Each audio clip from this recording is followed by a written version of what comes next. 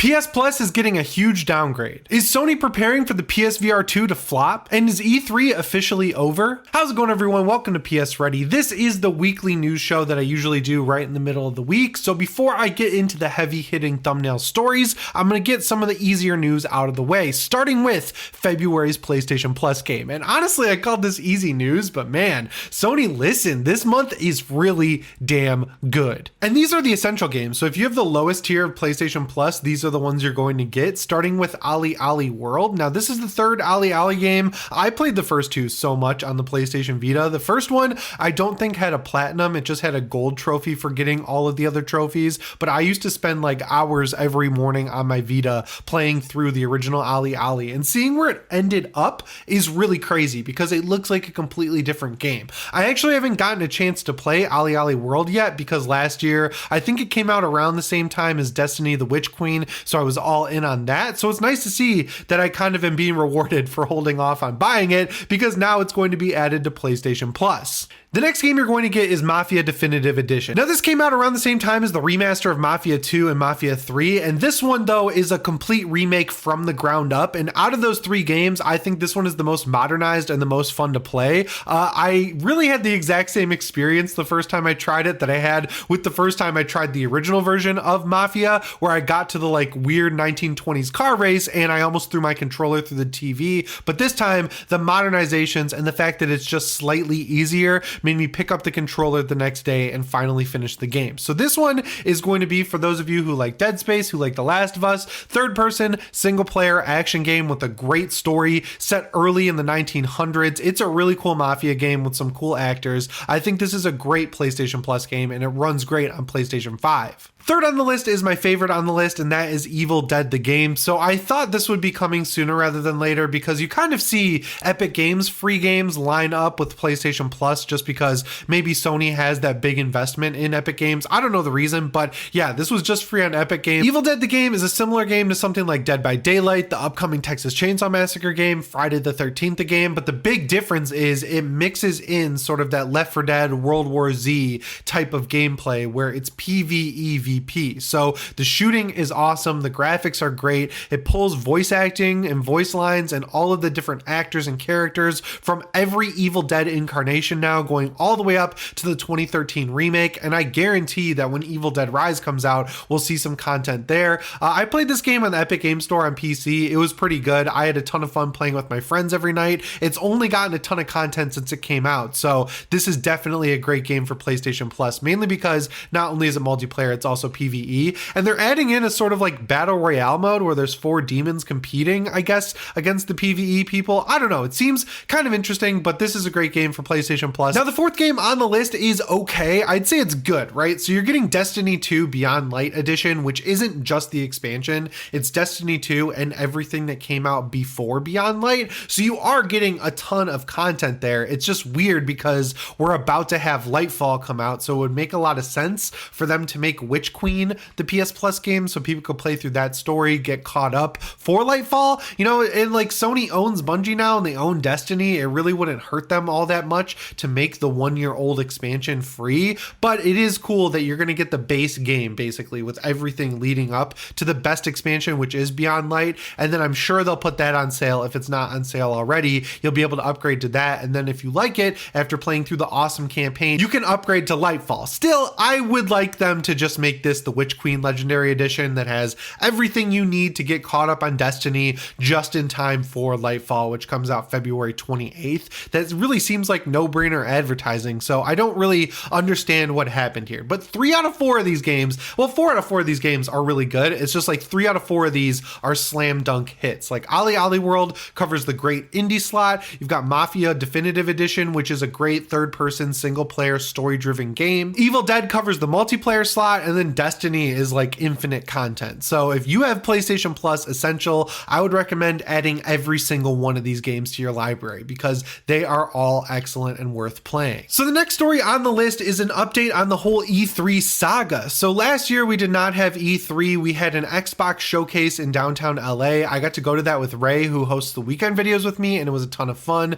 There were some showcases around them, but really there was nothing in terms of a true E3 other than that Xbox showcase, those live streams we saw all over the place, and of course Summer Games Fest. But unfortunately, not only are Nintendo and Sony not going to be at this show, which makes a lot of sense, Xbox is also pulling out as well. But the Xbox situation is a little bit weird because they're just doing their show at the same time as E3. They're going to do a showcase at the Microsoft Theater like they did last year. There was no E3 last year, but before E3 went away because of everything that happened, you had the Xbox stuff outside the theater. And even when Sony and Nintendo were there, all of their stuff happened outside of E3 anyway. But the difference was they all had huge booths on the show floor, and it looks like they're not even going to have that this year. That's the big critical difference here. According to IGN, who initially broke this report, they're all pulling out for different reasons. Nintendo's pulling out because they don't have a ton of stuff to show at E3 time this year. The second half of the year is pretty muted for them. Microsoft, like I just mentioned, is having their own little showcase outside of E3. And then Sony hasn't been to E3 since like 2019. They pulled out a long time ago. So I would expect them to have some sort of state of play or showcase leading into the summer, just to let us know what we can expect in the back half of the year and also in the early parts of 2024, because E3 time is right in the middle of the year in June. Now, I've been to E3 a few times just because of my old job where I was an editor for Austin Evans. We would all walk the show floor. We would find the coolest games and the coolest hardware. We would do a video in that hallway where the Xbox and PlayStation booths were right next to each other. And it was always a great time, especially because that's when I got to see a lot of my friends from out of town. But in terms of playing games, I never really played any games at E3. I think honestly, the only game I ever played at E3 was Resident Evil 2 Remake. And that's because one of my old buddies needed me to film him playing the demo, and then I got to jump in and try it out right after. And it was really cool, obviously. But yeah, usually the extent of my show floor walking when I have free time is spent at the Bethesda booth looking at like Doom Guy statues and buying t-shirts. So E3, as the years have gone on, has already become less and less about playing games on the show floor. And if you look at the past few years where all these companies basically figured out how to have their own showcases, you can kind of see why E3 isn't really necessary for them, right? Like that's a huge expense that if they don't have to take it, it would make sense for them not to take it and then just dump all that money into like Xbox's Developer Direct or their E3 showcase that they always do. Nintendo could have a really cool Nintendo Direct, and then Sony could do a showcase instead of a state of play, because it's been long as hell since we got an actual showcase from Sony. So if they can make all this stuff in-house and do it digitally and have people who are at home who are going to watch E3 streamed anyway, watch it on their TV, that seems like the easiest and smartest way to go. And I think that's exactly what we're going to see. But yeah, like I mentioned, E3 kind of falling apart before it even gets off the ground again is a little bit of a bummer for me. I'm glad we have things like Summer Games Fest. I'd really like to go to that this year and get to try some games out. I think Jeff Keighley and everything he's doing is awesome. But the whole reason I moved out to LA after college was to jumpstart a gaming YouTube career and get to go to E3 and all that stuff. So hitting those milestones pretty early on made it feel really cool to be there. Either way, I had a great time at every E3 I went to. I signed up to go this year. It's just going to be different without the big publishers there to at least have their booths and show off some of their biggest games on TVs. Next up, let's talk about the PSVR 2, because believe it or not, this thing is right around the corner. So if you guys didn't see the Bloomberg report, basically Sony was expecting to sell 2 million PSVR 2 units in the first quarter of that headset's life cycle, but basically there haven't been enough pre-orders, and they've halved those projections to 1 million units. The report also says that Sony told their supply partner to prepare for a reduction in display panel orders,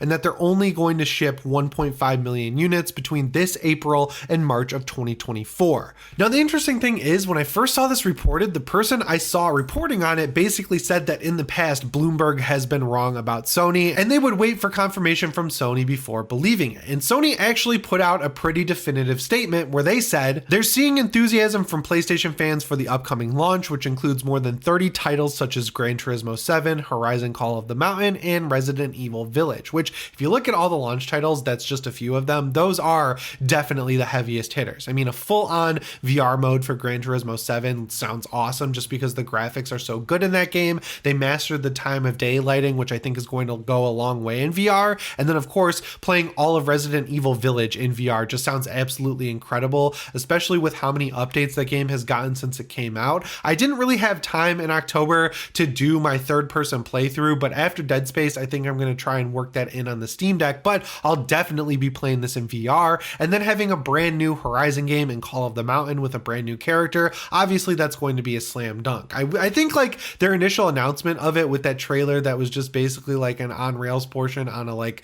canoe, I think that kind of hurt the perception of that game, but now that we've seen full-on gameplay, I could not be more excited to try out Call of the Mountain. But yeah, there are a couple things that I think Sony should figure out that are going to hurt this headset in the long run. The first one being that it's not wireless. All of its competition at this point has some wireless functionality. Like even the Oculus Quest 2, if you have a 5 gigahertz router, you can just connect to your PC and stream the games wirelessly over your own network to the headset, and it looks phenomenal. And while yeah, it is cool that Sony is making their headset work with a single USB-C cable, they're a little bit behind there, and where they're making up for that is with high quality screens inside the headset, the inside out tracking, the better controllers and the Sense controller versus the Move controllers from the PlayStation 3, and the unfortunate side effect there is the price. This thing is going to be $50 more than a PlayStation 5. It's going to be $550, and if you want to get a bundle with Horizon Call of the Mountain, you're going to pay a full $100 more than a PlayStation 5 and pay $600. And then the third thing, which if they fix this somehow, I think would just make this the best headset to buy bar none,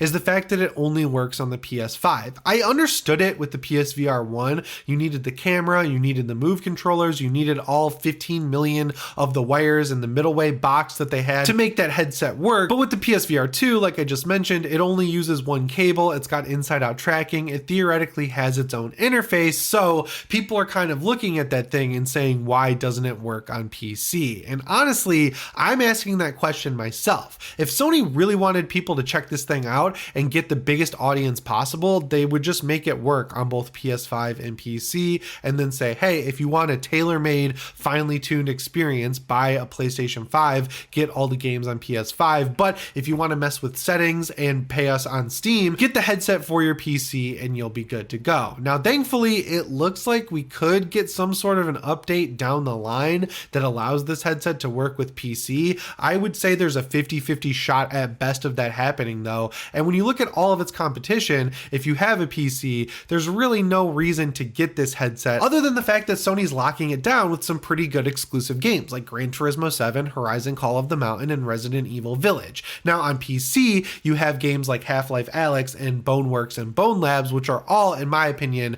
better showcases for VR than what we're getting on the PSVR 2. But still, as far as mass appeal goes, you can't even argue that the 3 PC games I just listed are anywhere close to as influential as something that would come from Sony, other than maybe Half-Life Alyx. Regardless, while Bloomberg seems to be correct like 95% of the time, whether we're talking about PlayStation or Xbox, I am inclined to believe Sony here. They're providing a premium product. There are a lot of VR fans out there, and 2 million units seems like a pretty fair projection for the first year or so, or even the first quarter of this headset's life cycle. But you'll have to let me know if you're picking one up down in the comments below. And the last news story for today is honestly kind of a bummer. So if you didn't know, if you got a PS5 within the first 2 years of its life cycle, you've been able to take advantage of something called the PS Plus collection, where if you plugged in your PlayStation 5, logged into your PlayStation Network account, you could add some of the best PS4 generation games pretty much ever to your account, and they would stay there in perpetuity. Anyway, I'm going to read this list just so you get an idea of how good these games were. You were getting Batman Arkham Knight, Battlefield 1,